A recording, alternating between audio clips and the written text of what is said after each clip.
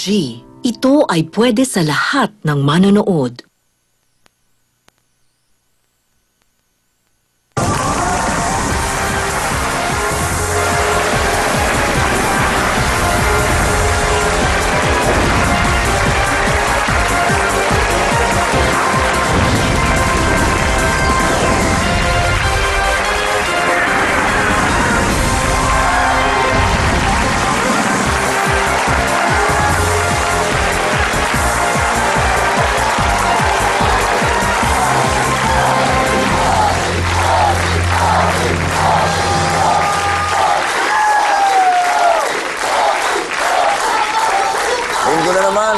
Oras na para makipagtagisan ng talino dito sa inyong paboritong game show, ang Who Wants to Be a Millionaire?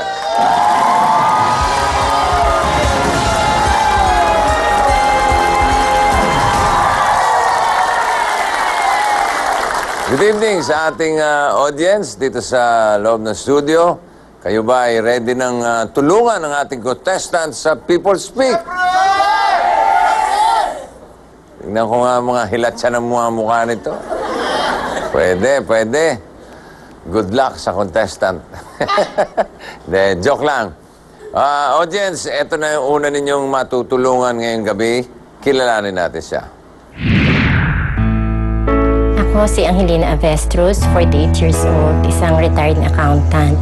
Nag-decide akong tumigil sa pagtatrabaho dahil gusto kong maging isang full-time mom sa mga anak ko. Ang husband ko ay isang OFW sa Kuwait. Katrabaho siya sa logistics sa Ministry of Kuwait National Defense Air Force. Kung hindi mag-abroad yung asawa ko, tsak na kukulangin sa pag-aaral dahil syempre sunod-sunod na mag-aaral yung mga bata. Isa rin sa mga dahilan ng pag-abroad ng asawa ko dahil sa pagkakaroon ko ng sakit na hypothyroidism. Nagka-high blood ka, para kang hirap huminga, tsaka hingal na hingal ka. Feeling mo pagod na pagod ka parate. Ako lang ang kasama ng aking mga anak sa kanilang paglaki. Gusto ko hands-on ako sa pag-alaga sa mga anak ko. Gusto ko ako yung tumitingin sa kanila. Lahat ng mga needs nila ako nagbibigay, lalo na yung mga tungkol sa eskwela. Believe nga ako kay Mama kasi siya yung gumaganap na tatay at nanay na rin para sa aming tatlong magkakapatid. Pangarap ko talagang sumali sa Who Wants to Be a Millionaire. At dahil sa pangarap kong ito, sinuportahan ako ng aking mga anak na mag-audition. No audition, talagang kabado ako kasi siyempre hindi ko alam kung yung mga itatanong kagaya rin ng mga nasasagot ko sa mga napapanood ko. Nung nalaman ko na ako'y upo sa hot seat, masaya dahil yung pagpapagod mo sa audition, may resulta. Kapag nanalo ko sa Who Wants to Be a Millionaire, talagang priority ko yung gastusin para sa mga bata, para sa kanila talaga to. At syempre, itong sasakit ko, mapapatingnan ko na siya uli. Hello, bossing. Thank you at magkakamit na tayo. Masaya ako at ako upo sa hot seat. Hindi ko sasayangin ang chance na ito. See you, bossing. Please welcome Angelina Avestruz. Angelina. Hi, Angelina. How are you? Okay lang po. Okay lang? Mas okay kung mauupo ka na doon sa hot seat. Okay?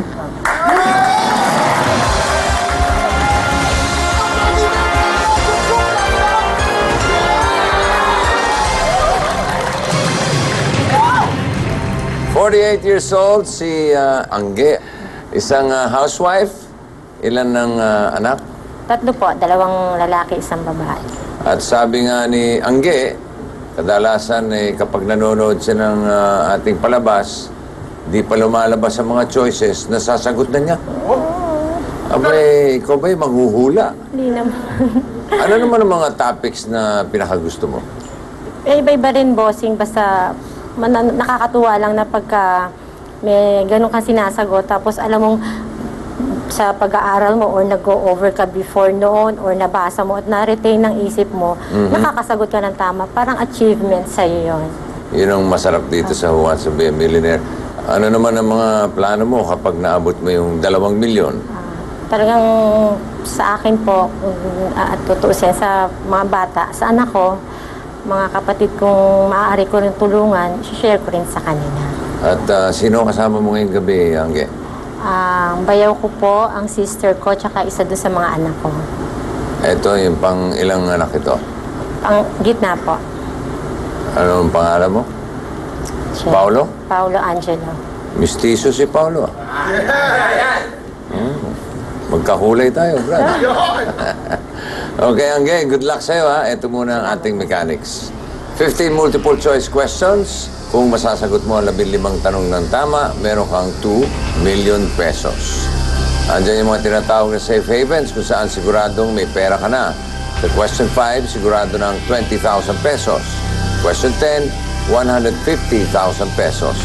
Siyempre, kung umabot ka sa question 15, 2 milyon, iyong-iyo na. Nariyan ang ating 4 na lifelines. Phone a friend, 50-50, people speak, at switch. Pero itong switch lifeline ay magagamit mo lang kapag nalampasan mo na ang ating pangalawang safe haven. Angge, ready ka na ba? Yes, bossing. Ready na. Kung ready ka na, let's play Who Wants to Be a Millionaire?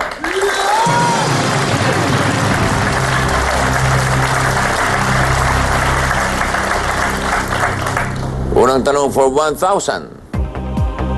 Ano ang pinipihit para lumabas ang tubig mula sa tubo? A. Hélice, B. Hikaw, C. Gripo, D. Butones. Si Gripo, bossing. Is that your final answer? Yes, bossing. Final answer. C. Gripo is correct.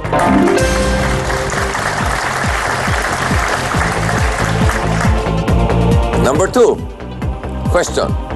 For 3,000. Ano ang tawag sa mataas na building? A. Mezzanine, B. Skyscraper, C. Basement, D. Bridge. B. Skyscraper. Is that your final answer? Yes, bossing. Final answer. Meron ka ng 3,000 pesos.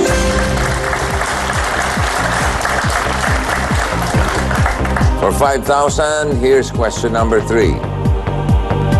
Alin ang pinakamalaki sa mga sumusunod? A. Sandbar, B. Reef, C. Islet, D. Continent.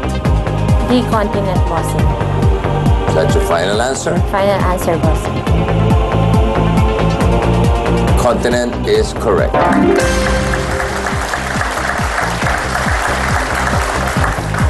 Question number 4 for 10,000 pesos. Sa anong subject itinuturo ang vowels and consonants?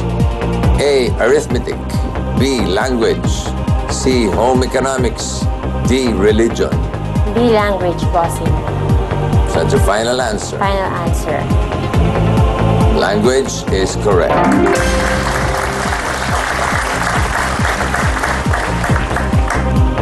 Eto na para sa siguradong 20,000 pesos. Sa anong pangalan kilala rin ang calisthenics? A. Exercise, B. Sleeping, C. Reading, D. Eating. A. Exercise, bossing. Is that your final answer? Final answer. Exercise is correct. 20,000 pesos.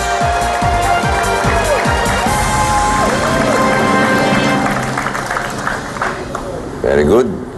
Thank you, bossing. Konting smile pa. Yan, yan. Okay. Dahil dyan sa magandang smile mo, tuloy na natin. Sige, bossing.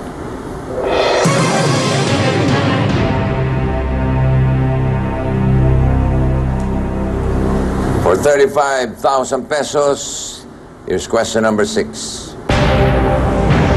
Ano preppy? B. Crooner, C. Gangsta, D. Fly dude. Parang C. Gangsta. Parang, Medyo. hindi lang parang, medyo pa. Baka yung medyo mo, wala nang remedyo, ha? Yes, bossing. C. Gangsta. C. Gangsta. Gangsta. Gangsta. Is that your final answer? Final answer. Saan mo naman natutunan yan? Parang napapanood ko lang sa TV. Ano kaya? Mabugbog kaya ito si Angge sa tuwa dahil sa kanyang sagot. Malalaman natin yan when we return, only here on Who Wants to Be a Millionaire?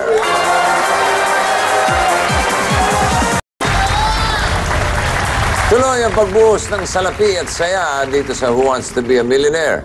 Si Angge ay meron ng 20,000 pesos kanina. Madadagdagan pa kaya ito? Ito ang tanong, anong tawag sa miyembro ng isang urban street gang, preppy, crooner, gangsta, fly dude? Ang sinagot ni Angge ay letter C, gangsta. Saan mo nga narinig yan? Sa mga palabas lang, bossing. Sa TV-TV lang, gano'n. Gangsta is correct.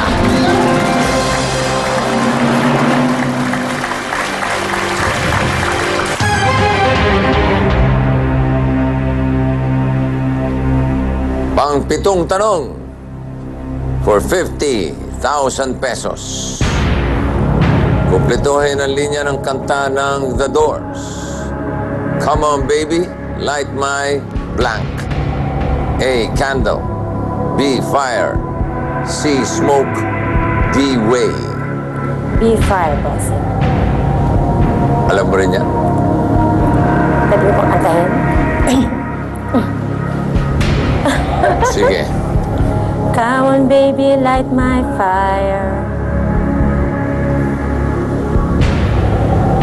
Is that your final answer? Final answer, bossing. Kinanta mo na eh. The B, fire is correct.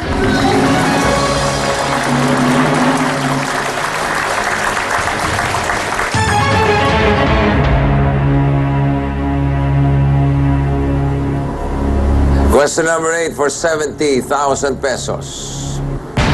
Sa anong planeta matatagpuan ang Great Red Spot? A, Saturn.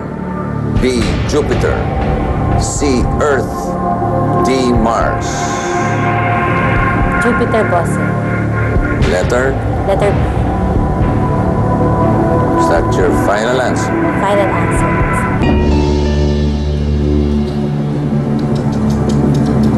Yung bang Jupiter mo eh, sa Makati. Sa space, bossing, sa space. Ba? Tumutuka ka pa. The Great Red Spot is a storm that has been happening for centuries in Jupiter. 70,000 pesos. Kompleto pa ang iyong mga lifelines. Here's the question for 100,000 pesos. Ano ang dating pamagat ng pambansang awit ng Pilipinas? A. Las Islas Filipinas. B. Bayang Sinilangan. C. Marcha Nacional Filipinas. D. Maharlika Mahalko. C, Marcha Nacional Filipinas.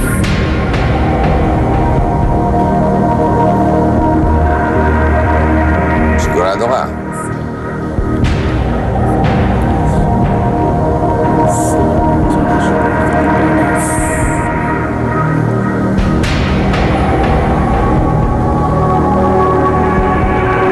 Pwede mag-lifeline, bossing.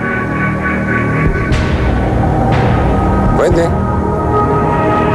50-50. Mawawala ang dalawang maling sagot. Tignan mo. Ang natira ay letter C, Marcha Nacional Filipinas, at D, Maharlika Mahalko. C, Marcha Nacional Filipinas. Sigurado ka? Sigurado na, bossing. And is that your final answer? Final answer, bossing.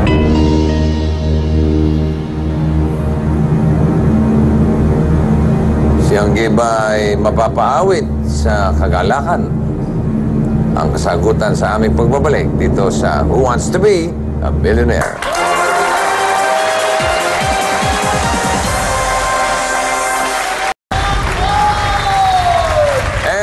we're back here on your favorite Sunday game show, ang Who Wants to Be a Millionaire. Before the break, umabot na sa 70,000 pesos ang winnings ni Angge. Alamin natin kung tutuloy pa siya patungong 2 million pesos sa tanong na ano ang dating pamagat ng pambansang awit ng Pilipinas. Nag-isip-isip siya, gumamit siya ng Lifeline 50-50. Ang natira ay Marcha Nacional Filipinas at Maharlika Mahal Ko. Ang sinagot niya ay letter C, Marcha Nacional Filipinas.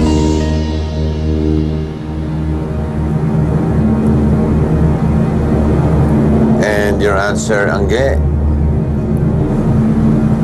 is correct.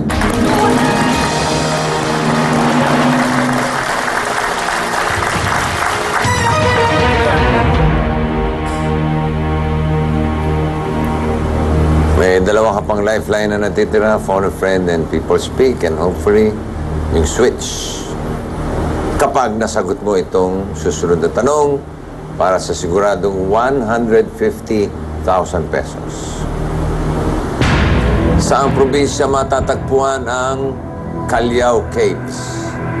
A. Cavite, B. Ilocos Norte, C. Pampanga, D. Cagayan. Definitely sa Cavite, wala yata masyadong caves. Pampanga.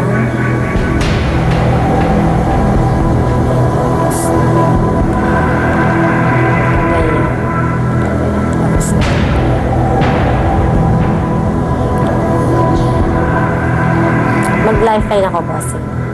Ano ang gusto mong gamitin? People speak. Okay, people. Audience, ready? Ito yung tanong. Saang probinsya matatagpuan ang Callao Caves? A. Cavite, B. Ilocos Norte, C. Pampanga, D. Cagayan. Sino nakakalam na sagot? Tayo. Pili ka ng tatlo. Angge. Julius. Julius. Dalawa pa, Angge. Jong. Jong. Let's go. Isa pa. Carol. Carol.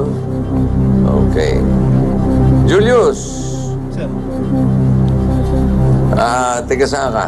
Santa Ana po. Santa Ana. Anong probinsya mo? Pangasinan po yung father ko. Anong trabaho? Seaman po. Seaman. Alam mo ba sa matatagpuan itong Callao Caves na to? Pagkakalam ko po sa Cavite. Saan mo nalaman yan? Parang nabasa ko Saan mo nabasa? sa libro. Okay. Jong. Trabaho? Electrician, sir. Electrician. Yes, sir.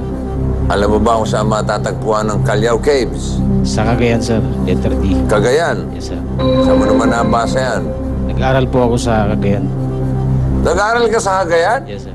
Ang layo naman ang dinaya mo. Ano pinag-aralan mo? Isabela po ang province ko. Ano? Isabela po. Isabela province mo. So, ang alam mo, ang Callao Caves ay sa Cagayan. Yes, sir. Carol, anong trabaho? Wala po, bossing. Aba, mabuti naman. Housewife? Wala po. Single? Single po. Single, okay. Alam mo ba kung saan matatagpuan ang Callao Caves? D. Cagayan, boss. Cagayan din. Bakit? Province ko po, Cagayan Valley. Tingnan mo nga naman ano. Ang sabi ni Julius sa Cavite, si Jong at si Carol, Cagayan ang sagot. Sino sa kanila ang paniniwalaan mo, Angge? Siyempre, bossing yung sumagot ng parehong dalawa. Cagayan. Dahil siya talagang Cagayan siya. So, most probably talagang alam niya yung lugar na yung Callao Caves. Ganon din naman si Ate Carol. So, Cagayan na. Letter? Letter D. That's your final answer. Final answer, bossing.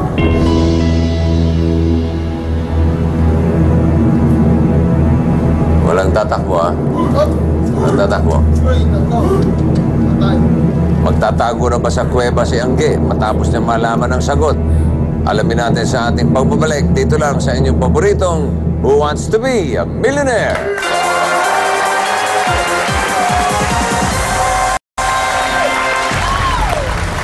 Nagbabalik ang inyong lingguhang inaabangan ng Who Wants to Be a Millionaire. Lumalapit na si Angge sa ating 2 million peso jackpot. Dahil meron na siyang 100,000 pesos sa kanyang money tree, alamin natin kung magiging assured 150,000 pesos ito sa tanong na saang probinsya matatagpuan ang Callao Caves, Cavite, Ilocos Norte, Pampanga, Cagayan. Humingi siya ng tulong sa ating audience. Ang isa ay sumagot Cavite, dalawa Cagayan, dahil sila ay tigaron, ika nga ni Jong at ni Carol, na siya namang sinunod ni Angge, letter D, Cagayan.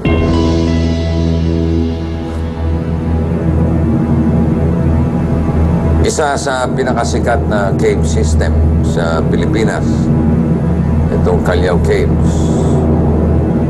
Binubuo ng 7 chambers na ang pinakasikat ay ang The Chapel. At ito'y matatagpuan sa Kalahin mo.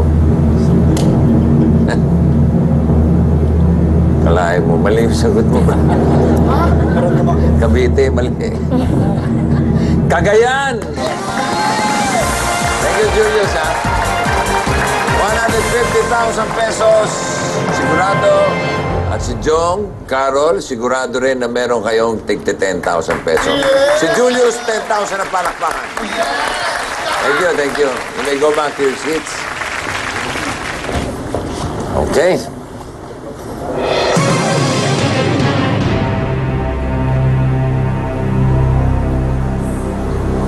Kahit anong mangyari, meron ka nang iuwing 150,000 pesos. Dadagdagan ka na ng lifeline, yung switch, pwede mo nang gamitin.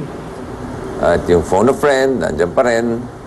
At ito ang katanungan na nagkakahalaga ng 250,000 pesos. Ang seahorse ay kabilang sa anong family ng mga isda? A. Stonefish, B. Flatfish, C. Pipefish, D. Anglerfish.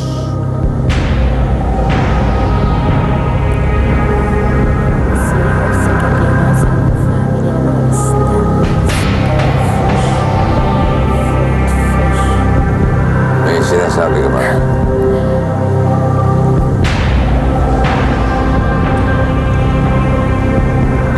Mahilig ka ba sa mga isda?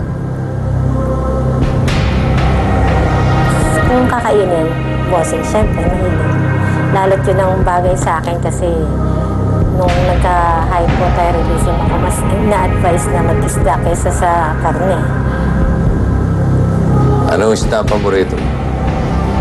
Tilapia, bossing. Saksakan ng taba? Aba, ibigay mo na. Ibigay mo na ang tamang sagot para sa 250,000 pesos. Diba meron akong switch, bossing? Meron. Kung ayaw mo sumagot dito sa tanong na ito, kakalimutan na natin yan, papalitan ng computer ang tanong.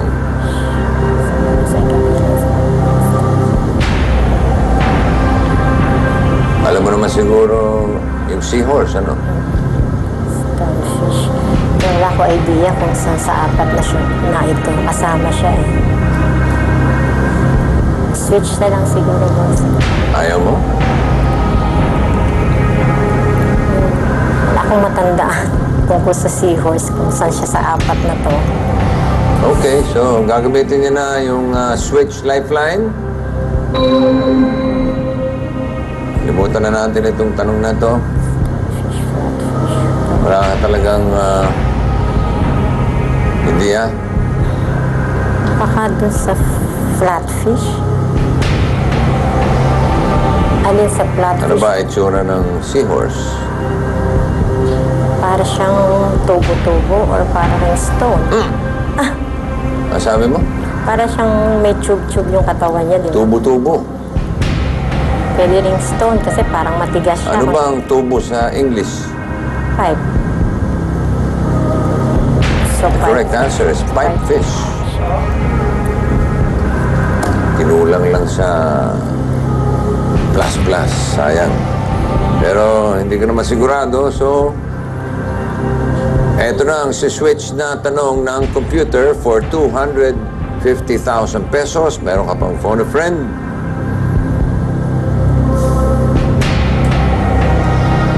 Ano ang inaalagaan ng isang arborist? A. Snakes. B. Rocks.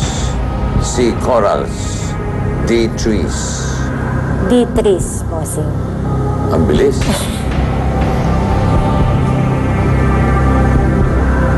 Sigurado ka, ha? Sigurado ko, bossing. Trees. Your answer is letter D. Trees. arborist.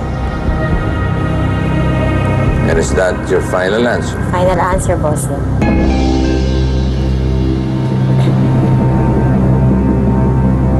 Dito na ba titigil ang laro ni Angge?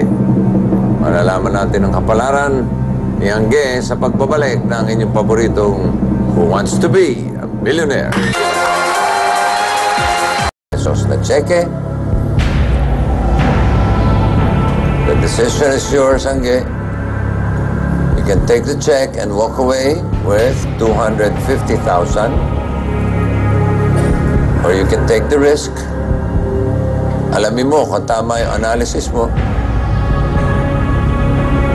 O mali. Mawawala ka ng 100,000 kung mali. Kung mali. What's your decision, Angge? Kunin ko na lang, bossing. Go ahead. Sigurado ka. And is that your final answer? Final answer, bossing. 250,000 pesos.